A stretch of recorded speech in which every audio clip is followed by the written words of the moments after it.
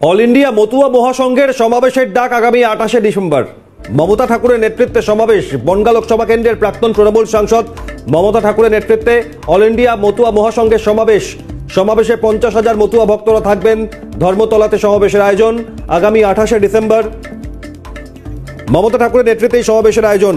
জ্যোতি চক্রবর্তী আমাদের প্রতিনিধি এই খবর নিয়ে ফোনে রয়েছেন। জ্যোতির্ময়, এটাই জানতে চাইবো যে লোকসভা নির্বাচন বছর ঘুরলেই তার আগে মতুয়াদের ভোট ব্যাংক নিয়ে সব দলই তৎপর, কি উদ্যোগ নেওয়া হয়েছে? একদম, দেখো লোকসভা ভোটের আগে ফের কিন্তু নিঃশর্ত নাগরিকত্ব দাবি করল অল ইন্ডিয়া মতুয়া মহাসংঘের সাংবাদিকতি তথা বনগাঁর প্রাক্তন তৃণমূল সাংসদ মমতা ঠাকুর। গত লোকসভা নির্বাচনের আগেও কিন্তু ঠাকুর বাড়িতে নরেন্দ্র মোদী প্রধানমন্ত্রী তিনি এসেছিলেন, অমিত শাহ এসেছিলেন, তারা কিন্তু মতুয়াদের নাগরিকত্ব দেওয়া হবে বলে দাবি করেছিল।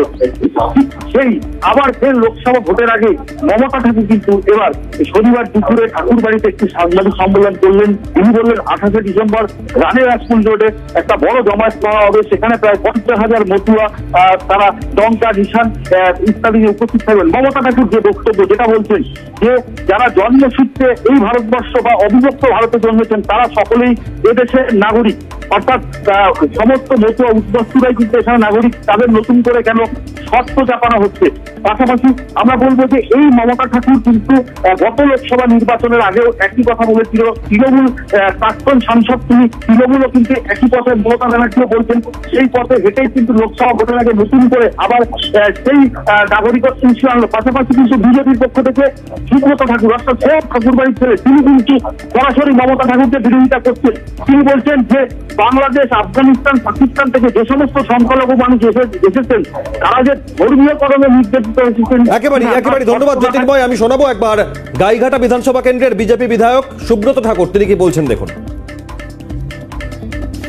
আমার মনে হয় যে সঠিক জিনিসটা জানে না এবং তার সাথে রাজনৈতিক কিছু ফায়দা আছে এবং মানুষকে ভ্রান্ত ধারণা দেওয়ার জন্য, এবং যে উদ্বাস্তু মানুষগুলো আছে সেই উদ্বাস্তু মানুষগুলো যাতে আগামী দিনে বিপদে পড়তে পারে তার একটা চিন্তা ভাবনা, এবং একদম সামনে 24-এর ভোট আছে, সেই ভোটের ফায়দা নেওয়ার জন্য